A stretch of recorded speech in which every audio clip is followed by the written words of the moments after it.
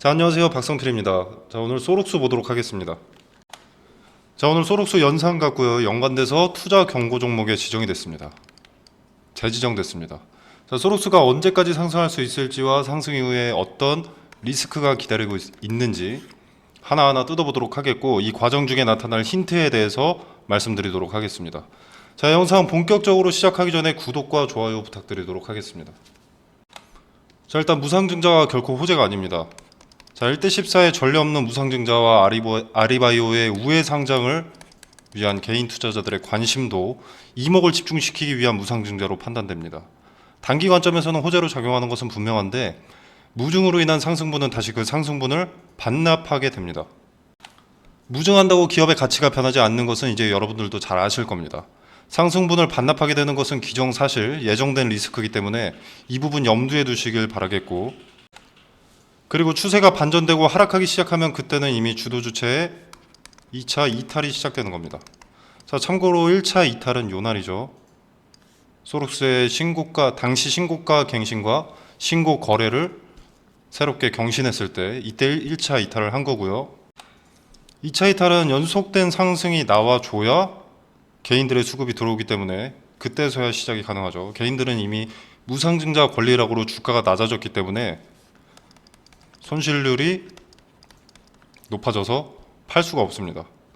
자, 개인들은 거래 없이 잠잠히 올곧게 기다릴 수밖에 할 수 있는 것이 없는 거고, 이로 인해서 주도 주체는 적은 거래로도 상한가를 만들 수가 있습니다. 자, 무증의 상장일은 1월 26일이고 상승이나 하락을 떠나서 거래가 크게 한번 실리기 시작하면 바로 갑작스럽게 무너질 가능성이 상당히 높습니다. 소록수의 역대 최고 거래대금은 약 3천억이고요. 특히 장 초반에 엄청난 상승세와 거래대금이 동반된다면 무상증자 상장일 전에 주도 주체의 이탈을 위한 개미꼬시기일 가능성이 상당히 높습니다. 자, 참고로 상장 2거래일 전에 신주의 권리 공매도가 가능합니다. 자, 발행 예정 주식을 상장일 이틀 전에 미리 매도할 수 있는 권리를 권리 공매도라고 하고요. 특정 기간만 할 수 있는 게 아니라 어떤 주체든지 권리 공매도가 가능합니다. 자, 신주의 물량 리스크는 1월 26일 이틀 전부터 발생을 한다고 보시면 되겠지만, 자, 그렇다고 이걸로 끝이 아닌 게, 자, 추가되는 무상증자 물량 외에 기존 상장 주식들은 그 전부터 이탈을 하게 된다는 거죠. 왜? 무증의 물량 리스크를 피해가기 위해서. 아리바이오의 우회 상장 리스크와 기존 전 대표이자 여전히 대주주인 김복덕 전 대표의 3,434만 주의 오버행 리스크, 그리고 아리바이오의 상장 목적이 투자자들 자금 회수 목적이 다분하기 때문에 여러분들은 방망이 짧게 주고 단기 관점에서 대응하시는 것을 권유드립니다. 자, 참고로 김복덕 전 대표는 3,434만 주 23.45%의 지분을 보유 중인데, 자, 이 투자 목적이 단순 투자 목적으로 보유 중입니다. 자, 그리고 김복덕 특수 관계인들은 자, 5월 15일에 장내 매도, 그리고 작년 1월에 주식담보대출 상환을 위해서 장내 매도한 이력이 있습니다. 자, 그렇기 때문에 3,434만 주의 오버행 리스크는 절대로 무시할 것이 못 됩니다. 자, 다시 한번 강조를 드리지만 이 거래대금이 1,000억 근사치로 올라간다, 혹은 장초반 급등세와 함께 거래가 갑작스럽게 올라간다면 매도 관점에서 타점의 근거 실시간으로 말씀드리도록 하겠습니다.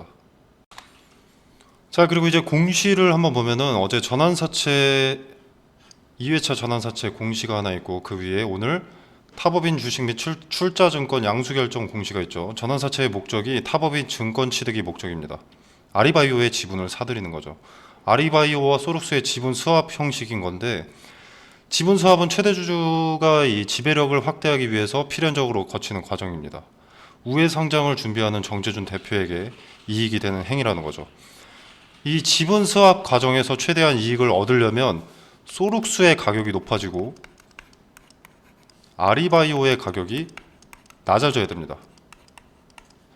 자, 원래 이전까지는 이제 아리바이오의 시총이 더 높았으나 아리바이오의 시총이 점점 낮아지고 소록수의 시총이 점점 올라가고 있죠. 이렇게 흘러가야 최대 주주인 정재준 대표는 소록수의 지분을 더 많이 확보할 수 있게 됩니다. 계획대로 흘러가고 있다는 거죠. 정재준 대표의 계획대로 흘러가고 있다는 것은 개인 투자자들은 도구로서 잘 활용되고 있다는 반증입니다. 지금 연속되는 상한가에 원하는 대로 이용당하지 마시고 단기 고점을 특정할 근거를 찾아 역으로 이용할 수 있도록 대비책을 세워 놓아야 합니다. 자, 적군이 쳐들어오는데 칼이라도 갈아놔야 되지 않겠습니까? 지금 평화롭다고 가만히 배떼지나 긁으면서 기다리면 위기가 닥쳤을 때는 어떤 대응도 하지 못합니다. 리스크를 인지하고 수용할 수 있다면 오히려 기회가 되겠고, 예정된 리스크를 애써 외면하고 부정하려 한다면 위기가 찾아오게 될 겁니다. 무상증자에서 언제가 단기 고점인지 판단할 수 있는 근거 두 가지가 있습니다. 자, 무상증자는 이전에 많은 기업들의 데이터로 흐름이 비슷하게 흘러갑니다. 자, 엑스페릭스라는 종목이 있습니다. 자, 역시나 무상증자로 수급과 관심을 끌어모았고 상승분 이상을 반납을 했습니다. 자, 높은 비율의 무상증자는 유동성 증가가 목표가 아닌 개인들을 모집하기 위한 수단에 불과하고, 소룩스 같은 경우 정재준 아리바이오 대표의 계획이 인터넷에서도 흔하게 나와 있는 만큼 리스크가 상당히 높은 종목입니다. 자, 그래서 꼭 단기 관점에서 대응을 하셔야 되는데, 앞전에 말씀드린 단기 고점을 판단할 수 있는 두 가지 근거, 카톡방에서 세세하게 설명해드리고 매도 타점 말씀드리도록 하겠습니다. 자, 그리고 오늘 투자 경고 종목의 재지정이 됐습니다. 자, 보시면은 지정일 2023년 12월 28일. 자, 뭐 쉽게 말해서 연속된 상한가 때문에 지정이 된 겁니다. 자, 지정 사유를 보면은 투자 경고 종목 지정 해제 및 재지정 예고 후에 종가가 27일 종가가 투자 경고 종목 지정 전일 12월 8일 종가보다 높고 뭐 어쩌고저쩌고 해가지고 이걸 초과했으니까 재지정된 거다. 자, 뭐 중요한 건 지정 사유가 아니라 해제 요건입니다. 자, 투경을 떼기 위해서는 얼마까지 상승을 할 수 있는가 또는 얼마까지 조정받을 것인가를 판단할 수 있는 지표가 요 해제 요건이 됩니다. 자, 그래서 요 1, 2, 3번의 조건을 계산을 해봐야겠죠. 자, 근데 해제 요건 보기 전에 매매 거래 정지 요건을 먼저 한번 보겠습니다. 자, 해당 종목은 투자 경고 종목 지정일 12월 28일 이후 이틀 동안 2거래일 동안 40% 이상 상승하고 투자 경고 종목 지정 전일 종가보다 높을 경우 1회에 하나여 매매 거래가 정지가 될 수가 있다. 자, 일단 여기 잘라서 보면은 27일 종가보다는 일단 높죠, 오늘. 그러면 요 앞 조건 28일 종가보다 2거래일 동안 40% 이상 상승하면 매매거래 정지가 한 번 되는 겁니다. 1거래일. 자, 오늘 종가에서 40% 이상 상승이면 1.4를 곱하면 되겠죠. 자, 그러면 5,621원이라는 게 나옵니다. 2거래일 동안 종가가 5,621원을 넘게 되면 매매거래 정지가 되는 겁니다. 자, 근데 이 부분은 1거래일 매매 정지라서 크게 우려하실 필요는 없고요. 자, 이제 해제 요건 보겠습니다. 자, 1, 2, 3번의 조건을 계산해 보도록 하겠습니다. 자, 일단 기본적으로 1, 2, 3번의 조건에 모두 해당하지 않을 경우 그 다음날에 해제가 되기 때문에 한 가지만 어긋나더라도 해제가 되지 않습니다. 그러니까 조건에 모두 부합을 해야 되는 거죠. 자, 보겠습니다. 자, 일단 최초 판단일은 1월 12일이다. 자, 그럼 여기 1, 2, 3번에 1월 2일이 들어가는 거죠. 1월 2일의 종가가 5일 전날의 종가보다 60% 이상 상승할 경우, 1월 2일이 아니라 1월 12일이죠. 자, 1월 12일부터 5거래를 져지면, 자, 하나, 둘, 셋, 넷, 다섯. 1월 8일이 기준날이 됩니다. 1번 조건에. 자, 근데 1월 8일은 아직 오지 않은 날짜이기 때문에 예측이 불가능합니다. 그러나 2번 조건 15일 전날의 종가는 오픈이 되어 있죠. 힌트가 제공되어 있습니다. 자, 최초 판단일의 15거래일 전은 12월 19일입니다. 자, 12월 19일의 종가 1914원입니다.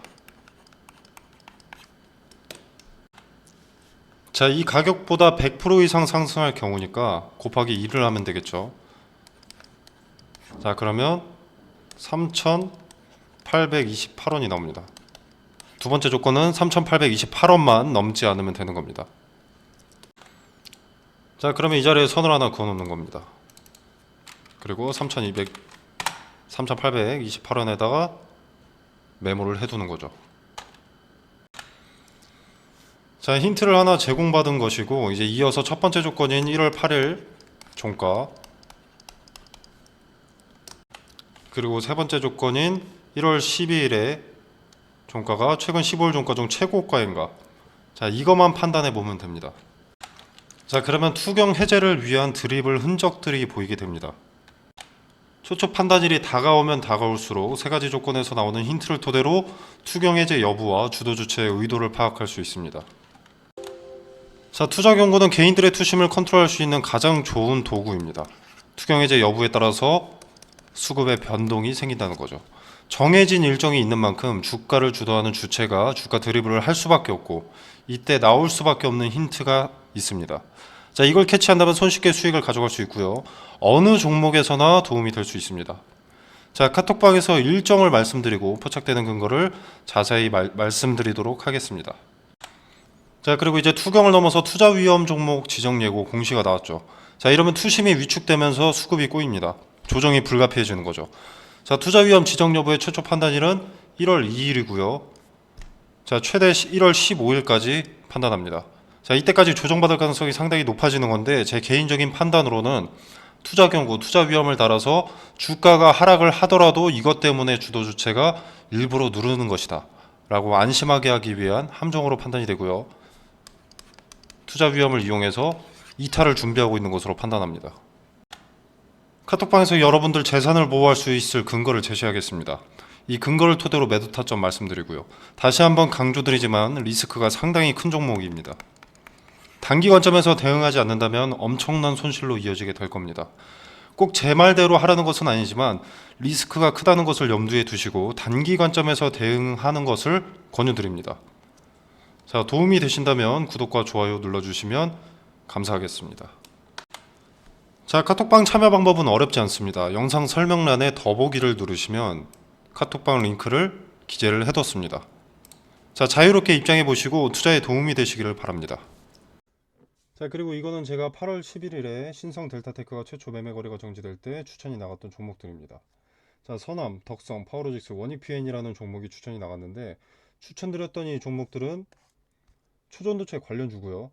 제가 단기 테마성 종목을 보통 권유하진 않는데 단기적으로 수익을 먹을 수 있을 명확한 근거가 나와서 추천이 나갔습니다. 자, 그 근거로는 대장주인 신성 델타테크의 단기 급등으로 매매 거래가 정지 기준가를 넘는 것을 포착을 했고요.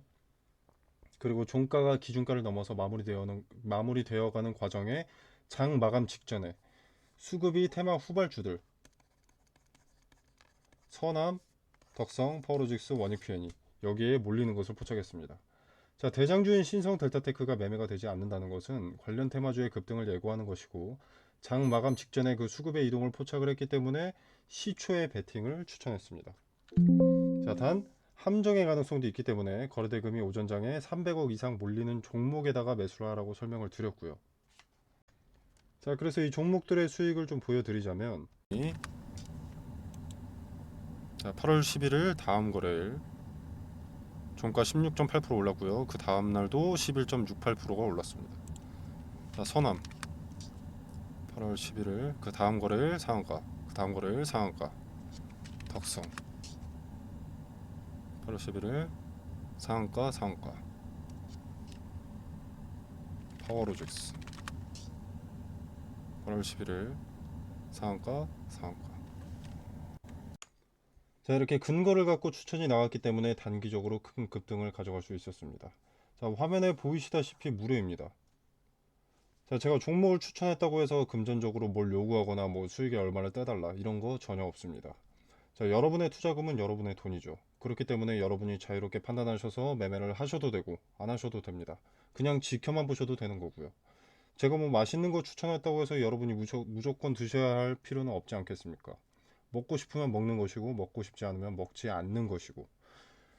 자, 기존에는 제가 전화번호로 문자 메시지를 보내주시면 카톡방 링크를 직접 보내드렸었는데, 자, 이제 고정 댓글에 카톡방 링크를 걸어두겠습니다. 공유해 놓도록 하겠습니다. 자, 비용 발생하는 거 아니니까 받아보실 분들은 카톡방에 참여하셔서 보유 종목 분석과 매수매도 타점, 그리고 추가적으로 리스크는 낮고 투자 매력도가 높은 수익의 근거가 있는 종목 받아보시길 바라겠습니다. 자, 물론 투자는 여러분의 자유이기 때문에 투자를 하셔도 되고 그냥 지켜만 보셔도 됩니다. 제가 말씀드리는 종목이지만 수익이 나는지 안 나는지 먼저 지켜보시고 판단이 서시면 그때 투자하시는 게 좋다고 봅니다. 그래야 여러분의 리스크가 낮아지니까요.